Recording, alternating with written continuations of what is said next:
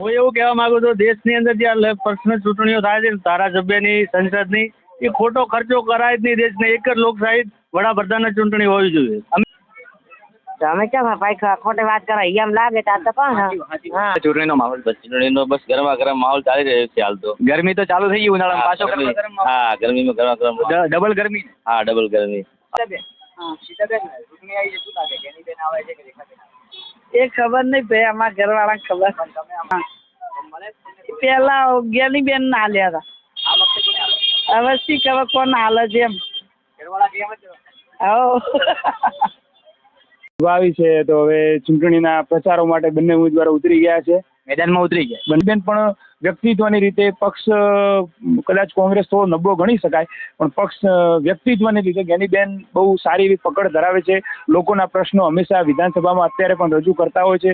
લોકોના એક એક પ્રશ્નોને જે વાચા આપવી હોય એના માટે લોકોનું પ્રતિનિધિત્વ કરવું હોય તો જ્ઞાનીબેન એક યોગ્ય ઉમેદવાર છે. હું એવું કહેવા માંગુ છું, દેશની અંદર જે પર્સનલ ચૂંટણીઓ થાય છે ધારાસભ્યની, સંસદની, એ ખોટો ખર્ચો કરાય જ નહીં. દેશને એક જ લોકશાહી વડાપ્રધાનની ચૂંટણી હોવી જોઈએ, અમેરિકાની જેમ, અમેરિકાના જોડ. કેમ કે દેશની ભ્રષ્ટાચાર ખર્ચાઓ વધતા થાય, એના કારણે એક જ થાય છે વડાપ્રધાનની ચૂંટણી દેશની. મતલબ છાસવાળી ચૂંટણીઓ આવે તો ખર્ચા તો બસ લોકો માટે જ છે. પોઝિશન આવ્યું જે છે આ લોકો માટે તંત્ર છે. આ વખતે 2024માં મોદી સાહેબ બે જાય તો આ બધું ખતમ થઈ જાય, ફાઇનલ જ છે. કોઈ ચૂંટણી નહીં, ચૂંટણી કોઈ નહીં, એવું ફાઇનલ જ છે આ વખત. Only one man show. અને એક વડાપ્રધાનની ચૂંટણી થાય છે અમેરિકાના કોઈ, બીજી કોઈ ચૂંટણી જ નહીં. દેશને એ જ ચાહ છે લોકો. અત્યારે આપણે અહીંયા ખબર છે 2 વર્ષથી સરપંચની ચૂંટણી નહીં થતી, ડેલિગેટની નહીં થતી, અટકાવ્યું છે બધું. આ પ્રશ્ન કાઢવા માટે જ પ્રશ્ન છે. આ વખતે નીકળી જ જાય ફાઇનલ. તો આપણે મજા આવશે. આપણે મજા, લોકોને સારું યાર. ખોટી રીતે મરી જાય ફાયદો લોકો માટે. એમ ફાલતુ ખર્ચો બધી જાય, ટેક્સ પણ ભરગી નાખે. ચૂંટણીના ખોટા ખર્ચા બંધ જ કરી નાખવા પડે. દેશને જો આગળ લાવવો હોય તો બીજો કોઈ વિકાસ જ નથી દેશને આગળ લાવવા માટે, ભ્રષ્ટાચાર પકડવા માટે. આ તમે જે કોઈ થાય તો આપણે રિક્ષા વેચીને ગાડી લાવવાની. એટલે ગાડી શું, રિક્ષા વેચીને ગમે 4 વ્હીલર અમે તો લાવી શકે, એવું નથી લાવીએ કે એવું નથી યાર. અને આ વખતે પાકું ને? પાકું. આ વખત બદલાઈ જશે સરકાર બદલાઈ નહીં જાય હો. અમારી બીજેપીની જ જાય, બદલાવી તો ના જ પડે યાર. નહીં એમ કે 5 વર્ષની સાલની અંદર તમામ ચૂંટણીઓ બધી રદ જ કરવાની છે યારી. પછી કોઈ ચૂંટણી જ નહીં. કોઈ એક જ વડાપ્રધાનની દેશ બચાવો તો એ ઉપાય છે, બીજો કોઈ ઉપાય નથી. દેશનો ભ્રષ્ટાચાર, ખોટા ખર્ચા બધા દરજા. આ છાસવાળી ચૂંટણીઓ આવે ને ખર્ચા થાય લોકો માટે. ટેક્સ બળવાનો જ છે લોકો માટે. જેટલું આલતુ ફાલતુ કરે એટલો ટેક્સ વધવાનો છે. ચૂંટણી ખર્ચો ક્યાં કાઢવાનો? લોકો માટે. બીજો કોઈ ઉપાય છે જ નહીં લોકસભા. તો તમને આ વખતે રેખાબેન ફાઇનલ એમ ને? ફાઇનલ જ છે. બીજેપી મોદી સાહેબ ફાઇનલ જ છે. એમના માટે જ કે 5 વર્ષ ચાન્સ ચાલો મોદી સાહેબનો, એટલે આ બધી ચૂંટણી બહિષ્ થઈ જાય. અચ્છા, આટલી વખત ચાન્સ આપો આ 3જી ટર્મમાં મોદી સાહેબને, એટલે આવનારી ચૂંટણીઓ બધી બંધ. ડાયબીન તમે જે વાત કરો સાચી વાત, ખેડૂતોનો મરજ છે અત્યારે. અમે કેમ ભાઈ ખોટી વાત કરો, એમ લાગે તો કોણ? હા, રાયડું ખતમ, એડા ખતમ. હા, ઈયળો એટલી પડી. ચાલો અત્યારે બાજરી ખાઈ ગયા. અત્યારે આછામાં ક્ષેત્રમાં છે ને રોગું આવે છે, મગજ ઉઠી જાય એવું થાય મારો તો. 4 થેલી વાયથી બધી બાતલ છે, એડા બગડી ગયા. રાડી બાઈ છે ક્ષેત્રમાં વાંધો ઉભો રહેવાનો નથી આવતો. સરકાર કોઈ લાભ નહીં આવતી? હા, મને તો કઈ ભાઈ મળી નથી. વડાપણની શું દેવની શેમમાં ક્ષેત્ર આવ્યો છે. મેં તો આ સુધી આવડે છે. મારી સામે 4 ને 20 વર્ષ છે, મને તો કોઈ લાભ પાડ્યો નથી. મેં તો વિધવા સહાય નહીં આવતા. એ હવે દરબાર આવે છે 1 મહિના 2 મહિના ફરાણી આવે તો આજ સહી કરવા જતા તો 1200 રૂપિયા અંતર ઉપાડવા દેતા. બહાર ઉપાડો 1000 રૂપિયા બેલેન્સ લાવો. બેલેન્સ હોતો તો લેવા 1200 રૂપિયા આવો તો જ નહીં ને. તો કેટલું હેરાન થવાનું હોય તમને? ઘણો એ શું આવ્યું ખેતરમાં? ખેતરમાં ભાઈ એડા વાયા હતા, બગડી ગયા. માછી ખાઈ ગઈ, મેલા ખાઈ ગયા. અત્યારે તો ઉભો રહેવાનો ને સાથે. હે, આજે તમારે 1200 રૂપિયા મળે વિધવા સહાય, એ 4 થી મળે? હા, હમણાં છે. આજ મારે 6 મહિના સહાય છે. 6 મહિના મળે. નકા ભાઈ મને કાંઈ બધા પ્રમાણ નથી. અંધારે બેઠી. કેટલા દીકરા મળે? 1 જ. કેટલી ઉંમર છે દીકરાની? દીકરો 20 વર્ષનો. હવે કેવો છે 20 વર્ષનો નહીં છે, પણ 20 વર્ષ કરીએ. લાઈટ નથી, અંધારે કેમ બેસે?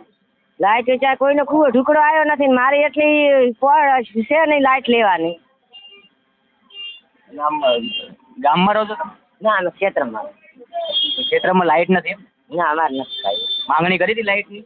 ના નથી કરી જાય કઈ એકલા ભાઈ સાહેબ થાય ને એમાંથી કાંઈ લાઇટ માંથી એટલું પૂરું એક સીઝન ના પડે. હવે ચૂંટણી આવી, સરકારને કોણ લાઇટ આવે? દિવસે તો નહીં સારી ભાઈ ને ત્યાં તો જરાક દીવલું કરીને બે હા. એ નહીં માગવી પડે આપણે. માગવું તો હાલે ને. હા રેખાબેન ને જ્ઞાનીબેન બે આવે છે, ગમે એને પાસે માગું? કી જાઓ? જ્ઞાનીબેનને કીધું ના નથી કીધું બેન ને કાઢી કેવું પડે ને.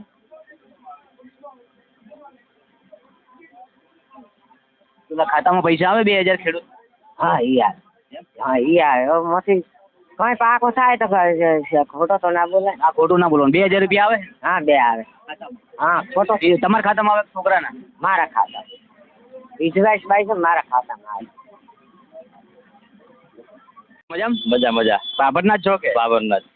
કેવું ચાલે ચૂંટણીનો માહોલ? ચૂંટણીનો બસ ગરમા ગરમ માહોલ ચાલી રહ્યો છે હાલ તો. ગરમી તો ચાલુ થઈ ગઈ ઉનાળામાં પાછો ગરમ. હા ગરમીમાં ગરમા ગરમ.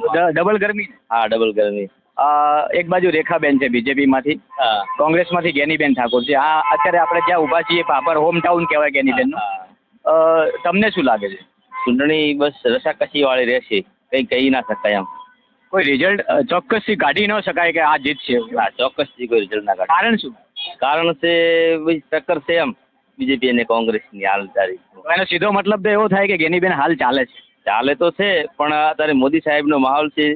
2024 મોદી સાહેબનું બહુ સરસ કામ થયું છે તો એનો લાભ મળશે બીજેપીને. તો રેખાબેન કદાચ જીતે તો મોદી સાહેબના લીધે જ જીતે ને એવું? હા મોદી સાહેબના લીધે એવું બની શકે. ચોક્કસ ચોક્કસ. બાકી જ્ઞાનીબેનને હરાઈ ન શકે? બાકી ના હરાય છે. મોદી સાહેબનું લહેર ચાલશે. મોદી સાહેબના લહેરના લીધે કદાચ રેખાબેન બાજી મારી શકે, બાકી જ્ઞાનીબેનને હરાઈ ના શકે એ તો પાક્કું ને? હા એ પાક્કું. તો મોદી સાહેબની લહેર કદાચ બનાસકાંઠામાં નહીં ચાલી તો? ચાલશે 100% મને વિશ્વાસ છે કે મોદી સાહેબ કદાચ નહીં ચાલી તો જ્ઞાનીબેન જીતી જશે? તો જીતી શકે. બાકી મોદી સાહેબની લહેર ચાલે છે તો 26 સીટ આવા સર્વે બોલે છે કે 26 સીટ બીજેપીની આવશે એમ. પણ હાલ બનાસકાંઠાની સીટ ફાઇટમાં છે, ફાઇટમાં છે. તો એનો મતલબ તો એવો થાય કે જ્ઞાનીબેન બધું મજબૂત છે. હા મજબૂત તો છે. હા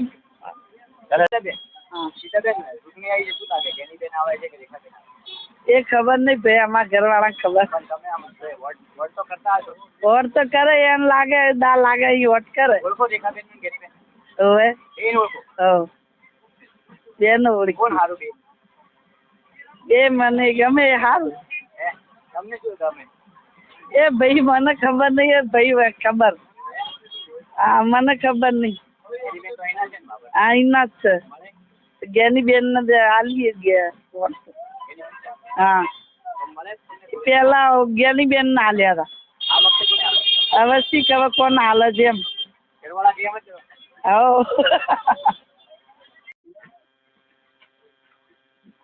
કેમ છો? મજામાં. આવો. શું નામ છે? ભરતભાઈ દેસાઈ. ભરતભાઈ શું લાગે છે લોકસભા આવી છે? હા લોકસભા આવી છે તો હવે ચૂંટણીના પ્રચારો માટે બંને ઉમેદવારો ઉતરી ગયા છે. મેદાનમાં ઉતરી ગયા બંને ઉમેદવારો મેદાનમાં. જો કે જ્ઞાનીબેને તો થોડા દિવસો ટિકિટ જાહેર થઈ પહેલા જ પ્રચાર ચાલુ કરી દીધો. રેખાબેને ટિકિટ ફાઇનલ થઈ એટલેથી રેખાબેન પ્રચાર ચાલુ કરી દીધો. દરેક પૂર્વ ધારાસભ્યો, વર્તમાન ધારાસભ્યો, બીજેપીના વરિષ્ઠ આગેવાનો દરેકને મળે છે. હું સોશિયલ મીડિયામાં જોઉં છું કે જ્ઞાનીબેન પણ ફરતા હોય છે ગ્રાઉન્ડ લેવલે અને રેખાબેન પણ ફરતા હોય. બંને મહિલાઓ, એક રેખાબેન છે જે ગલબા બાપા જેમણે બનાસ ડેરીની સ્થાપના કરી છે, એમની પૌત્રી છે, એટલે બહુ મજબૂત પરિવારમાંથી આવે છે. અને જ્ઞાનીબેનની વાત કરવામાં આવે તો બીજી ટર્મમાં પણ વાવના ધારાસભ્ય છે અને એક મહિલા વ્યક્તિત્વમાં એમનું નામ અત્યારે મોખરે છે. બંને મહિલાઓમાંથી તમને શું લાગે છે? બંનેનું વ્યક્તિત્વ તો સરખું જ છે, કારણ કે રેખાબેન છે એ બી એક અધ્યાપક છે યુનિવર્સિટીમાં અને જ્ઞાનીબેન છે એ સિટિંગ ધારાસભ્ય છે. તો બંનેમાં તફાવત શું છે? બંનેમાં એક તો જે રેખાબેન જે મૂકવામાં આવે છે ભાજપ તરફથી, એ રેખાબેન છે એ બનાસકાંઠાની જનતા માટે કહી શકાય તો ગલબાબાના પૌત્રી છે. એટલે બનાસમાં જે શ્વેત ક્રાંતિ લાવનારા છે ગલબાબા એમના સીધા વારસદાર છે.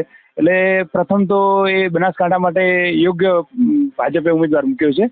બીજું કોંગ્રેસે જે વિચારણા કરી અને જ્ઞાનીબેનને મૂક્યા છે તો જ્ઞાનીબેને પ્રથમ ટર્મમાં કદાવદાર નેતા શંકરભાઈ ચૌધરીને હાર આપી. બીજી ટર્મમાં ભાજપના ઉમેદવાર જે ઠાકોર સમાજના સામે ઠાકોર સમાજનો ચહેરો મૂક્યો હતો છતાંય હાર આપી છે, હરાવી અને તેમને બીજી ટર્મમાં ધારાસભ્ય બન્યા છે. તો એમને કોંગ્રેસ પક્ષે એક મજબૂત નેતૃત્વ અને મજબૂત અવાજ મળી રહે, પ્રજાનો લોકોનો મજબૂત અવાજ સાંસદ સુધી પહોંચે એ માટે જ્ઞાનીબેનને મૂક્યા છે. તો જ્ઞાનીબેન પણ વ્યક્તિત્વની રીતે પક્ષ કદાચ કોંગ્રેસ થોડો નબળો ગણી શકાય, પણ પક્ષ વ્યક્તિત્વની રીતે જ્ઞાનીબેન બહુ સારી એવી પકડ ધરાવે છે.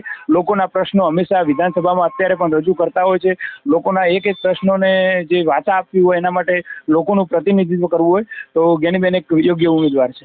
બિલકુલ સાચી વાત છે તમારી કે જ્ઞાનીબેન ગ્રાઉન્ડ લેવલના જે મુદ્દા છે વિધાનસભામાં ઉઠાવે છે. હવે એમને આ મુદ્દા લોકસભામાં લઈ જવા છે, તો જનતા વિશ્વાસ કરશે કે નહીં કરે? જનતા વિશ્વાસની વાત એવી છે કે પહેલા તો જે લોકસભા ચૂંટણી છે એ લોકસભા ચૂંટણીમાં બનાસકાંઠાના જે વિસ્તારો આવે છે એમાંથી વાવ, સુઈગામ ને ભાભર 3 મોટો વિધાનસભાનો એરિયા કહી શકાય. એમાં જ્ઞાનીબેને જનતાના પ્રશ્નો વિધાનસભા સુધી પહોંચાડ્યા છે. તદુપરાંત હમણાં મેં એક વખત જોયો તો વિડીયો કે જ્ઞાનીબેન જે રાજકોટથી અમદાવાદ હાઈવે માટે જે વાત હતી એના હાઈવેનું કામગીરી અધૂરી હતી એના માટે પણ જાહેર જીવનમાં રહી અને જાહેર લોકોને તકલીફ ના પડે એના માટે અવાજ ઉઠાવતા હોય. મતલબ પોતાની વિધાનસભાના તો અવાજ ઉપાડે છે, પરંતુ હવે જ્ઞાનીબેન ધીમે ધીમે ગુજરાત કક્ષાના અનેક વિસ્તારના મુદ્દા ઉઠાવે છે. અનેક વિસ્તાર વાઇઝ અને ખેડૂતોના પ્રશ્નો હોય, કોઈ રોડ રસ્તાના પ્રશ્નો હોય, ગુજરાત લેવલના પ્રશ્નો ઉઠાવતા હોય છે. તો ચોક્કસથી અત્યારે એવું લાગી રહ્યું છે કે લોકસભામાં જશે તો બનાસકાંઠાના અનેક પ્રશ્નો આવી જ રીતે ઉઠાવશે કે પછી રેખાબેન ઉઠાવશે? હા, આમાં તો જો પહેલા એક સામાન્ય દ્રષ્ટિએ જોઈએ તો જ્ઞાનીબેન એ મજબૂત ઉમેદવાર છે. વિધાનસભામાં પ્રશ્નો ઉઠાવ્યા છે અને ભવિષ્યમાં પણ લોકસભામાં જશે તો પણ આ રીતે મજબૂતાઈથી ઉઠાવશે. અને એની સામે જે રેખાબેન છે એ રેખાબેન એક તદ્દન નવો ચહેરો છે. તો એ પણ એક બનાસ માટે જે પહેલા કીધું કે શ્વેત ક્રાંતિ લાવનાર ગલબાબાના પોત્રી છે. તો બનાસકાંઠાની કોઈ વિકાસ યાત્રાને જો રેખાબેન જીતે તો પણ એક હરણફાળ મળી શકે છે. કારણ કે રેખાબેન સારો એવો અભ્યાસ કરેલો છે, અત્યારે અધ્યાપક છે, તો જ્ઞાનીબેન ધારાસભ્ય છે. બંને સક્ષમ જો છે જ. રેખાબેનની વાત કરવામાં આવે તો ગ્રાઉન્ડ લેવલે જે અત્યારે ચર્ચાઓ ચાલે છે તો ગલબા બાપાની પૌત્રી અને બીજેપી એટલે કે મોદીની લહેર, અને જ્ઞાનીબેન પોતાના વ્યક્તિત્વ ઉપર અત્યારે ચાલી રહ્યા છે ગ્રાઉન્ડ લેવલ ઉપર. જ્ઞાનીબેનનું નામ હાલમાં બનાસકાંઠામાં મોખરે છે, એને લઈને શું કહેશો? હા, એક તો પક્ષની રીતે જો ગણીએ તો ભાજપ છે જે મોદી સાહેબના કાર્યો છે, મોદી સાહેબના લીધે ભાજપનો જે ફક્ત એવો સંદેશ છે કે કમળ એ જ નિશાન, તો કમળનું પણ સારું એવું ભાજપનું ગણી શકાય કે વર્ચસ્વ છે. ચૌધરી સમાજ અને ઠાકોર સમાજને બંનેને અલગ અલગ પાડીને જે ડિવાઈડ કરવામાં આવે વોટ, તો ઠાકોર સમાજને ચૌધરી બંને કાંટાની ટક્કર અહીંયા બનાસકાંઠામાં ગણી શકાય છે. આ બંને સમાજોના પ્રભુત્વ બનાસકાંઠામાં ખરા, પણ વચ્ચે ઇતર સમાજનું પણ પ્રભુત્વ છે ને? હા, ઇતર સમાજનું પ્રભુત્વ વાત એ જ છે મુદ્દાની કે બનાસકાંઠામાં જ્યારે પણ ચૂંટણી આવે છે ત્યારે લોકોને એક સમાજવાદ, જાતિવાદના આધારે ટિકિટ ફાળવણી આપી દેવામાં આવે છે. જો ઇતર સમાજમાંથી કોઈ વ્યક્તિને બીજેપીમાં ટિકિટ આપી હોત, અથવા આ રેખાબેન નો ડાઉટ વ્યવસ્થિત ઉમેદવાર છે, એ પણ એક એજ્યુકેટેડ ઉમેદવાર છે, તો એ પણ જીતે તો આપણા પ્રશ્નો ત્યાં સુધી સંસદ સુધી લઈ જશે. મતલબ ઠાકોર સમાજનું પ્રભુત્વ છે તો સામે ચૌધરી સમાજનું પણ બનાસકાંઠા જિલ્લામાં પ્રભુત્વ છે, પરંતુ બંને વચ્ચે મહત્વની ભૂમિકા આ લોકસભાની અંદર ઇતર સમાજ ભજવી શકે. 100%. એ લોકસભામાં જે ઇતર જ્ઞાતિ છે એ તમામ જે બાજુ રહેશે, મતલબ જેના વોટ વધારે જે પક્ષમાં પડશે એ જીતી શકશે. શું લાગે અત્યારે દબદબો કોનો દેખાઈ રહ્યો છે ગ્રાઉન્ડ લેવલે? તો માની શકાય કે તમે જાણો છો કદાચ જ્ઞાનીબેનનો ગ્રાઉન્ડ લેવલે થોડો દબદબો છે. અને બિલકુલ વેપારીઓ, સ્થાનિક પ્રજા, ગ્રાઉન્ડ લેવલની પ્રજાનું એક જ મંતવ્ય છે કે ગ્રાઉન્ડ લેવલે અત્યારે જ્ઞાનીબેન ઠાકોર છે જેઓ ખૂબ મજબૂત ઉભરી આવ્યા છે. સામે પક્ષે શ્વેત ક્રાંતિ લાવનાર બનાસકાંઠાના પશુપાલનોનું પાલનહાર બનનાર ગલબા બાપાની પૌત્રી એટલે રેખાબેન, જેઓ ડૉક્ટર છે, PhD છે. એટલે કહી શકાય કે ભાજપની જે લહેર છે, મોદી લહેરને લઈને કદાચ એ બાજી મારી શકે છે, પરંતુ સામે પક્ષે જ્ઞાનીબેન ખૂબ જ સ્ટ્રોંગ કહી શકાય તેવો અત્યારે માહોલ જોવા મળી રહ્યો છે.